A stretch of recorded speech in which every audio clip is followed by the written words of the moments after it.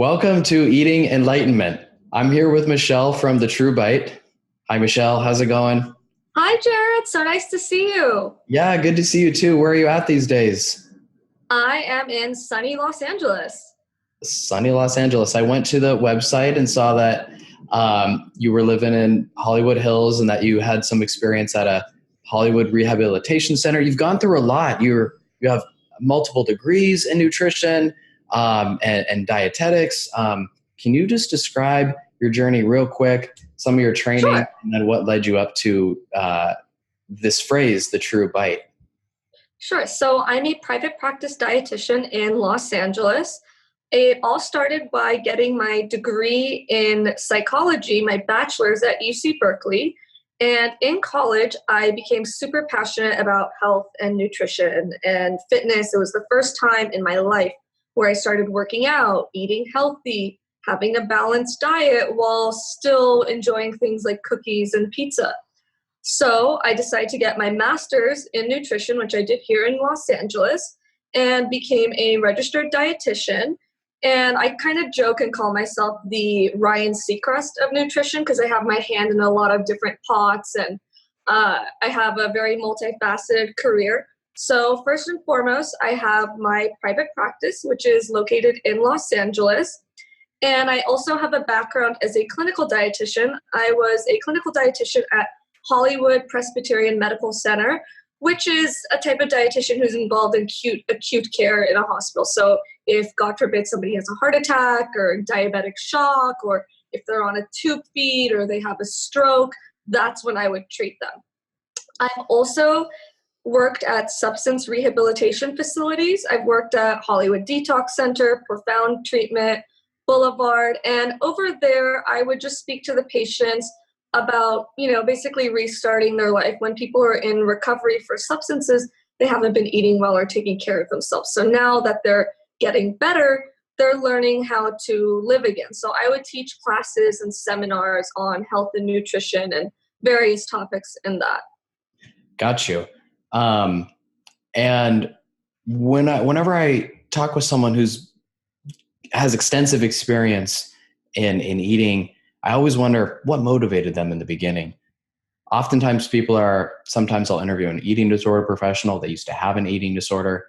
Other times it's a different situation. For you personally, what's kind of driving you? Do you have a story where you realized, I oh my do. gosh, like this is the career path for me? I do. So, like every dietitian, I've had a turning point in my life where health and nutrition really saved me. So, throughout my childhood and adolescence, I was naturally thin, didn't have to worry about gaining weight or anything like that. And then in high school, I learned that if you eat pizza and ice cream every day, followed by a bag of chips and who knows what else, you're going to gain a lot of weight. Who knew? Science, right?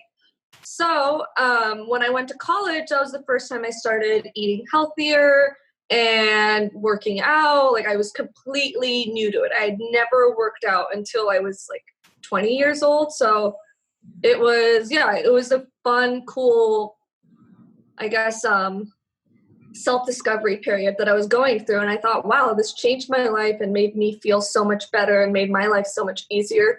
It would be great if I could make a career out of this because I was always, passionate about health and knew I wanted to go into something in healthcare. And since I was so interested in nutrition and health, I decided to become a registered dietitian. Got you. And sometimes around nutrition, there can be a thing of too much education, meaning like there's so much information out there. Sometimes people get overwhelmed by all this information that's available to them. And I think you might have a unique perspective because you have a ton of education. So there's a balance there where having a lot of education is great, but maybe there's sometimes too much. If someone's in their head about nutrition, maybe they can't even decide which can of beans to buy at the grocery store Mhm. because, they're sodium and everything like blah, blah, blah. What do you say? Like, how do you start that conversation out? You bring up a great point about too much information. So in the year 2020, in our time, we're incredibly blessed because we have the internet and we can search anything and find a ton of information at our fingertips instantly. But with that comes the burden of how much of this information is accurate and is actually provided by actual professionals, as opposed to people who, just have an Instagram account or a platform, which, is fine. Even the people who aren't like quote unquote professionals and may give out misinformation, at least they're getting people to think about health and nutrition and to eat better. So the advice I would give to somebody who's trying to learn about nutrition and what to eat and how to eat is to know the source. You should only take nutritional advice from a registered dietitian, someone like me with the credentials RD, registered dietitian, by their name. The big difference is that somebody who's a registered dietitian like me has a degree in nutrition. I have a master's in nutrition, had to get accepted into a dietetic internship program and, complete that for a year, take a board examination, then do every 5 years, submit continuing education credits. Whereas somebody who's, let's say, a nutritionist or a health coach or what have you. And again, I thank them for getting the public more interested about health and nutrition, just calls themselves that. Sure. Yeah. Considering the source of where you're getting the information from, that's huge. And if someone were to like get the basic, how to eat healthy from you, where would you start? Would you start with like, you got to eat 3 meals a day? Is that how you approach that conversation? That is how you approach that conversation. Yeah. Gotcha. So obviously, like I say, one glove does not fit every hand. So it's, when I see patients in my practice, it's tailor-made to, let's say, if they have any conditions or any other type of special needs, food intolerances or exclusions. However, the basics of building a healthy foundation is to start with how to make a healthy meal. So when you make a healthy meal, we use something called the healthy plate model. I don't know, I may be aging myself, but when I was in school, we had the pyramid. I don't know your age. Did you experience the pyramid? Yeah. So the pyramid just gave us some foods at like the bottom eat a ton of bread at the bottom. It's like bread and grains. And then at the top, they would just show pictures of like hot fudge sundaes and stuff, just like where you should have sparingly. So, kind of funny that it's at the top of the pyramid too. Like, usually the top of the pyramid is the best. No, this is just like the tip. Like, I know. It's so like backwards how they did it. Yeah. Yeah, it wasn't the most user-friendly model. So that's why the healthy plate comes in. So with the healthy plate, you just imagine a plate of food, a round plate. You want half of your plate to be non-starchy vegetables. So any vegetable that is not potatoes, peas, yam, corn, yucca, squash, pumpkin. Those are great for you. They're just a different type of nutrient group. The nutrient group that they are complex carbohydrates. So complex carbohydrates, not to be confused with simple carbohydrates, are carbohydrates that are slowly digested and give you a steady rise in blood sugar and a steady decrease so that you're kept fuller for longer, and they have more fiber and nutrients, so they're good for digestive health, heart health. Whereas simple carbohydrates, white bread, white rice, white pasta, sweets, things, processed carbs like French fries or what have you, those are nutritionally void and don't really do much for you. So recently we've had a villainization of carbohydrates where we've been told to exclude them, where that's not the case at all. We need them for sustainable weight loss, for body function. You just want to get the right kind. So I mentioned starchy vegetables, the potatoes, peas, yam, corn, yucca, squash, pumpkin, fruits. That's another type of starchy vegetables. Brown rice, quinoa, other types of whole intact grains, whole wheat or whole grain bread, whole wheat, whole grain pasta, oats, beans, lentils, edamame, oats. These are all examples of complex carbohydrates. That's, again, 1/4 of your plate. And next, you want 1/4 of your plate to be lean protein. So fish, turkey, chicken. If you don't eat animal meats, then soy or beans. You could also have eggs, certain cuts of pork that are lean, like pork chops. You want a lean protein. And lastly, you want to add some healthy fats. Olive oil, avocado oil, nuts, seeds, avocados, egg yolks, healthy fats. Sometimes I've heard the analogy of the healthy fats, like, because mathematically you got a half, you got a quarter, you got a quarter. Mm-hmm. There's not room for healthy fats, but I've heard it's like a salad dressing. It's like that's the something you just throw in on top. Got you. And then in terms of the healthy vegetables, we're talking broccoli, spinach, whatever, kale. Any vegetable that's not potatoes, peas, yam, corn, yucca, squash. Again, those are great for you, should not be excluded, but are just a different nutrient class. Whereas with non-starchy vegetables, you can have as many. You have carte blanche. You can have as many as you want. Got you. And sometimes a challenge for people is they kind of have a general sense, eat more veggies, eat less candy, eat more protein. Got a general sense, but it's hard to implement it. Like, it's hard to maybe plan it out. It may be hard to prep it.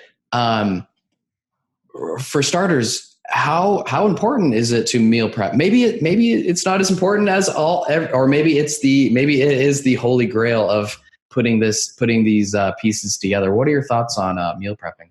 That's a great question. So whenever you say meal prep, you think of like the really handsome bodybuilder guy on Instagram who has his 7 Tupperware containers, and there's just like chicken breast in each one with some grains and some vegetables, all seasoned nicely, and that's his like adult Lunchables for the week, which is not a bad thing to do. I'm not dissing that or going against it. It's just for some people might not be the most realistic because, let's say you are always eating out or what have you. It's good to, with meal prepping, it's good to have in mind what you can and how to, let's say if your only options are fast food when you're at a work site or for whatever reason, how to pick the healthiest thing there. And that's where the healthy plate comes in. But my version of meal prepping is, let's say at the beginning of the week when you cook, especially if you're, a young millennial, you're typically living alone or at most are cooking for 2 people. So that's a big discouragement for people to start cooking because they think, well, I'm only one person. The rest is just going to go in the trash can. So what I would recommend is at the beginning of the week, make a big batch of some type of a protein. So let's say you could make a bunch of chicken breasts or fish fillets or what have you, and make a stock of a grain and use them in, different ways. So let's say, even if you don't want to cook, let's say you just got a supermarket rotisserie chicken for, let's say, $7. Okay. Day 1, you have chicken. You could heat up some brown rice, some vegetables. That's your meal. Day 2, on whole grain bread, make it into a sandwich, add cheese or avocado, tomatoes, or whatever you want for crunch. The next day, it's a chicken salad. So basically making the element of the meal that is the hardest to prepare, having that set aside. And it honestly could be something as simple as like, getting the rotisserie chicken or getting like the lean turkey breast or chicken breast deli meats and using those in different ways. Yeah. And one other struggle that comes up commonly, I'm in Silicon Valley, right? And so everyone works in tech, and I'm sure just anywhere really, job pressure, work, there's pressure on you to get the job done, to work. And usually, you're at work and there's restaurants nearby. Basically, it's hard for lunch, right? It's hard to get that meal in at lunch. You skip lunch maybe, or just have a bite, and then you're way too hungry at night. You blah, blah, blah. What are your thoughts on that? Like, do you think it's really realistic for someone to meal prep and, bring something to lunch maybe, or I don't know. Or maybe dealing with other stuff at lunch is like having the ability to like go out and eat is better too. That's more realistic. What are your thoughts on lunch and meal prepping for lunch? Good question. So meal prepping could also just be a plan. So let's say you're working at Silicon Valley and you go to like a set place or a few set places with your coworkers and colleagues, and just knowing, okay, well, what are the healthy options at this? How can I have a lean protein, some vegetables, and how can I get some whole grains? Can I replace white rice for beans? Let's say if it's a Chipotle, and instead of having white rice, you just have like beans in it. And, you know, just to balance things out and getting like a chicken as opposed to like, you know, a fatty beef or carnitas or what have you. Got you. And Yeah. I understand that in a lot of workplaces, you're encouraged to just work throughout the day, and that half an hour that you have for your mandatory lunch break, you're usually just working through it. So I guess a good idea, if you don't have time to sit and have a set meal, would be to have some non-perishable healthy snacks at your table.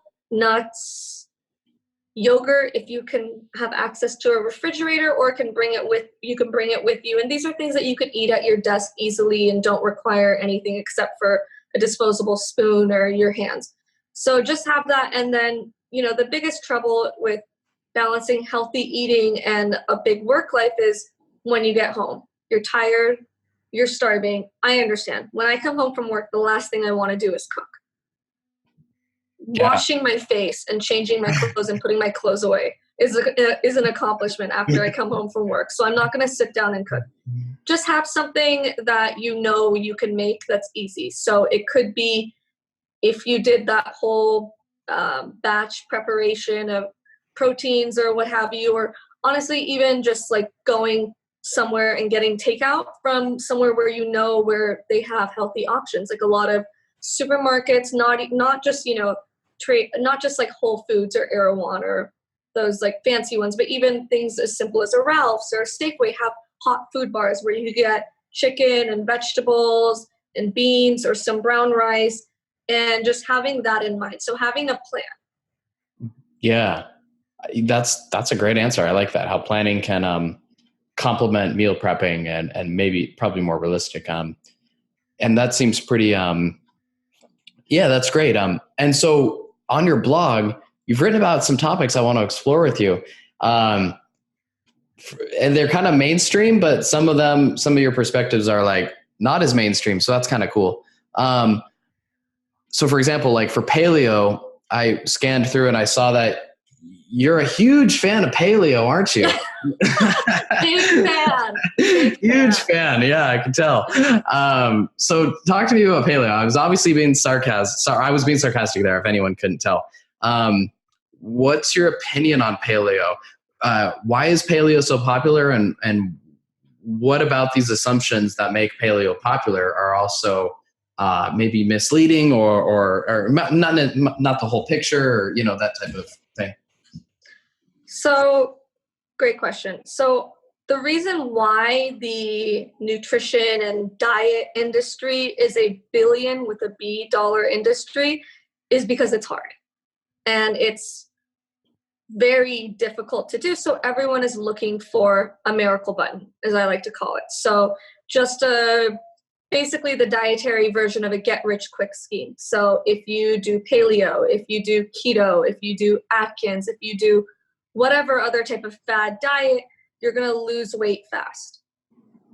Yeah. However, any type of diet where you lose weight quickly is not sustainable, because nothing that has long-term results can be achieved quickly. So that's why I'm not a big fan of paleo or Atkins or keto. And also because they're not founded in science. I have an actual scientific education. Like I know biochemistry and how it's involved in nutritional science. And I know that things like paleo, where you're excluding entire nutrient groups, or, you know, maybe having too many of another type of nutrient group, is not healthy for your health and especially your metabolism. Yeah. You said that Paleolithic human teeth have been found with remains of grains stuck in them.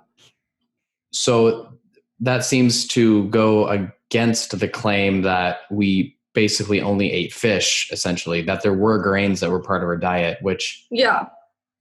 So is that one of the, like, do you think that's evidence that an assumption of paleo is not as, black and white as they perhaps? Yeah, well, there's many reasons why it's not a black and white solution to be on paleo, because number one, it's based on, human beings were a lot thinner then because they were not eating grains or processed foods. They were only eating proteins, nuts, berries, whole foods.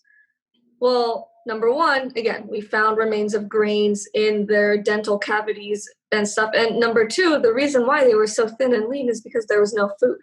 So there wasn't any chance to develop heart disease or what have you, because they didn't live long enough to do that. They lived to, let's say, early 20s if you're lucky, and B, there wasn't enough food to do that anyways. Yeah, true. What about diet soda? So diet soda, it's purported to be the sweetness without the calories. And you talk about this chemical aspartame. What's up with that? Great question. So again, another miracle button. Aspartame, diet sodas have all the sweetness with 0 calories, drink all the sweets you want and not gain any weight. Like I said, nothing good comes easy and certain things are too good to be true. So I always recommend having as little of the artificial sweeteners as possible.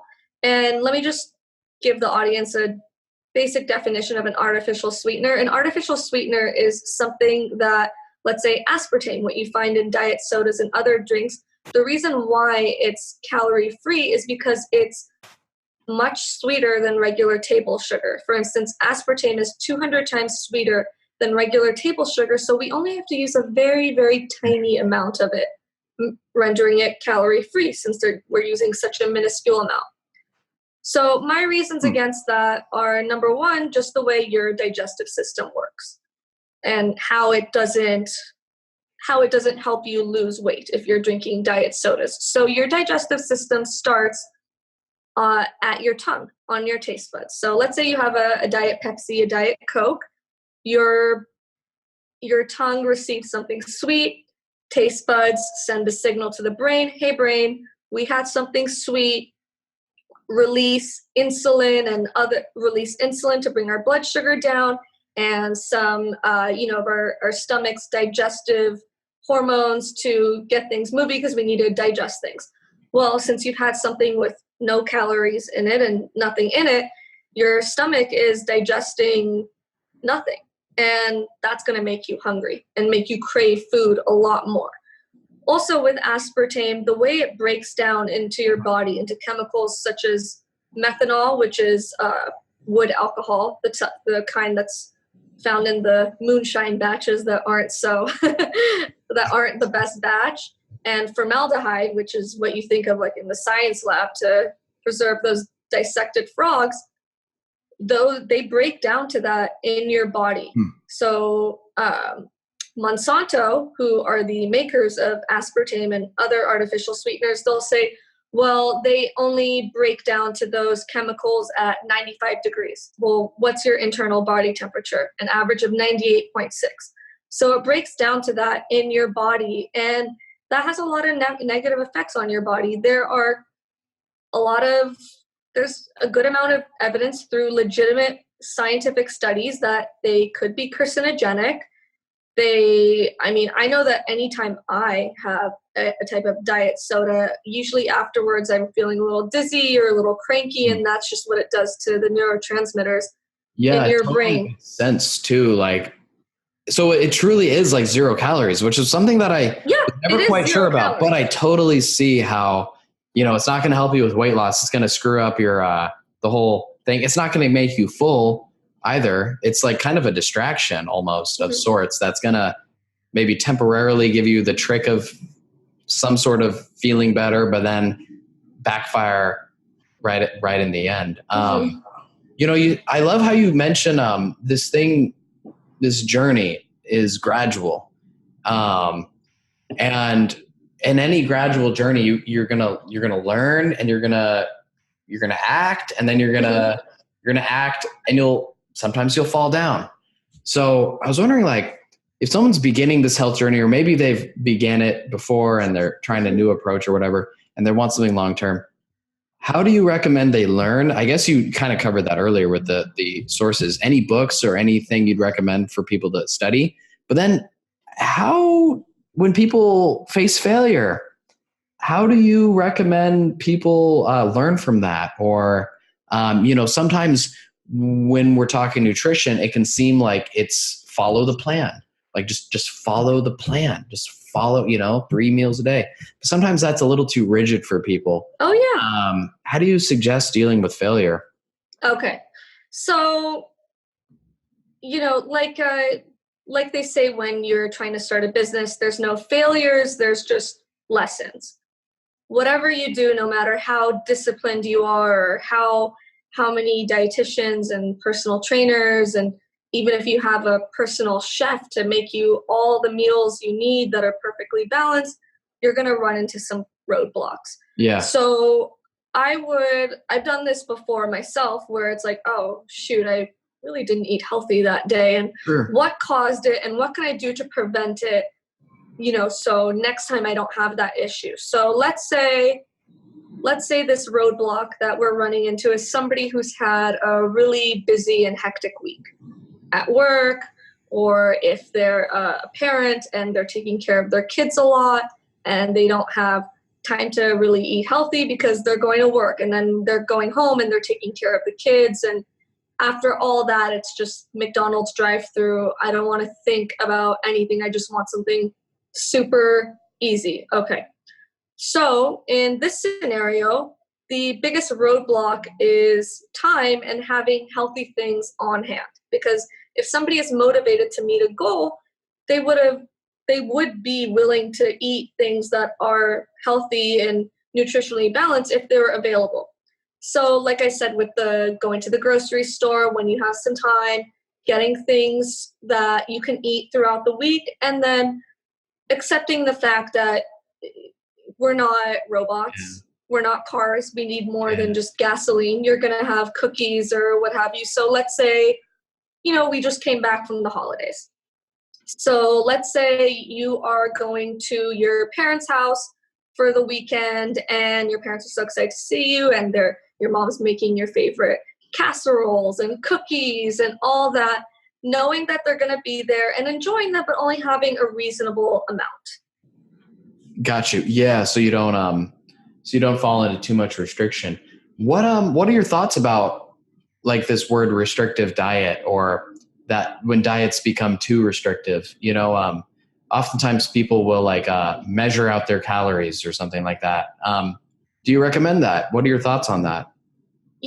Different things work for different people. My fear with the with the measuring calories, it could lead to disordered eating, making people very very rigid and not being able to enjoy life and constantly worrying. And I mean, anytime, like let's say when I was younger and wasn't educated in health and nutrition and was trying to drop some weight, so I, count all the calories and stuff, it's miserable. Yeah. It's no way to live. So, I feel you. No, I feel you. Yeah. It's like, I don't really recommend, counting calories. I kind of, let's focus on what you're eating first and so forth. Like just, intuitive eating, and focus on feeling full, not stuffed. Yeah. Realizing that you don't need to be hungry to meet your health goals. You can be full, just not stuffed. And let's say your favorite thing is, one of my favorite things are these black and white cookies that are sold at Trader Joe's. Oreos. They're not Oreos. No, they're not Oreos. They're like, those New York style cookies that have like half white icing and half like fudge icing on them. I'm a California girl. I'm not from the East Coast, so this is new to me. All my East Coast friends are making fun of me. They're like, hey, have you guys ever heard of black and white cookies? And they're like, oh, they're called black and white cookies? Mm-hmm. That's funny. Okay. Yeah. Okay. I haven't heard of them, but I'm on the West Coast too. So Yeah. So that has been my favorite dessert lately. So if I could, I'd have a box of those every day. Maybe not a whole box. That's being hyperbolic, but I would like to have them. I really don't want to live my life thinking I can't have a cookie. I can't have a cookie. I can't have a cookie. So instead, it's just like having dessert the healthy way, doing it 2-3 times a week, and having a cookie or whatever dessert you like after a complete meal, so that you're going to have just one or two and not a bunch. And that way you don't develop a fear of like having desserts and things like that, because the best way to motivate somebody to do something is to tell them they absolutely cannot do it. yeah, like So just as being they say, comfortable. eating disorders are the number one, highly related to dieting. When dieting sets those firm rules that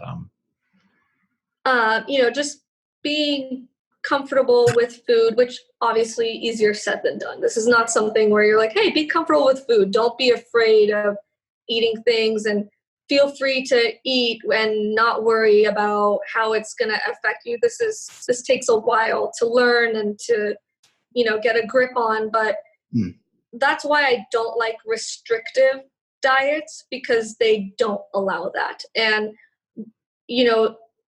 since when you're following a restrictive diet as opposed to just being educated on how to make healthy choices and what your body needs, that's when people are bound to, like, let's say they're at a restaurant and they panic because they don't know how to pick the healthiest thing over there. And then it's like, okay, well, screw it. I'm just going to go buck wild because I'm here. And then that adds up and they may have some results that they're not happy with. So that's why I don't like restrictive diets, because they don't allow us to be independent in how we make our healthy choices and don't give us a foundation of knowledge. Yeah. Yeah. I like it all. I like it. I like it a lot. So kind of wrapping up a little bit, but what are you up to these days? What's going on in your life? You're at the True Bite, Yeah. What else is going on career-wise and anything else going on? So you could find out about what I like to do. It's at the True Bite, TheTrueBite at Instagram. And that's also the domain of my website. So thetruebite.com. And so mainly I'm focused on my private practice, and I see patients in my office, and I give them nutritional consulting on how to treat their conditions or achieve a goal. So that could be something like weight loss, or it could be something like somebody has diabetes and they don't know how to follow a diabetic diet to, keep their blood sugars controlled, or if somebody has found out that they have IBS and they need to go on a low FODMAP diet, or let's say somebody has end-stage renal disease and they want to know what diets and what's appropriate to eat for that. So it could be a bunch of things. There's a misconception that a dietitian's job is sheerly weight loss, which, it is a lot of, but there's also, providing treatment, nutritional treatment for certain conditions like diabetes, Crohn's, colitis. So I do that in my spare time. Love to work out. I always have like a new favorite workout of the moment. For like 2 years, I was really into indoor rock climbing, and then I kind of got sick of that because, to be quite honest, it was wearing down my nails, and I like having my nice nails. And so now I'm just really more focused on like circuit training and going to classes at my gym, because it's super fun being with everyone there and seeing what the instructors do. So, yeah. Great. I love it. And then the question I always end with is, what's your biggest eating enlightenment? Meaning either a insight where you said, oh my gosh, the way I think about food is all wrong. Diet sodas are actually bad for me, or, something like that, where you personally were like, oh, wow. Okay. That was, I thought about food one way, but now I see it differently. What's the moment for you for that? So back to when we were talking about intuitive eating, don't be afraid of food. That's an intuitive enlightenment. I've seen people get legitimately stressed before an event that centers around food, like Thanksgiving or Christmas time, or going out to dinner to celebrate your birthday and being like, oh gosh, I'm gonna have this and that, and there's gonna be steak and cake and stuffing, and okay, have it. It's fine. You don't eat that every day. You're allowed, something to do. Or then let's say somebody may have strayed off what they wanted to achieve in their goals. Like, let's say you really wanted to eat healthy and you did for like a few days, and then you went out, had a few drinks, and then some mozzarella sticks and some pizza happened, and, Yeah. go a little off course. Okay. Did you rob a bank? Did you commit a crime? No, you ate something. Last time I checked, that's not a felony. So get over it, move on. I love it. I like that. I like that a lot. I love it. Michelle at The True Bite, thank you so much for coming on. Thank you, Jared.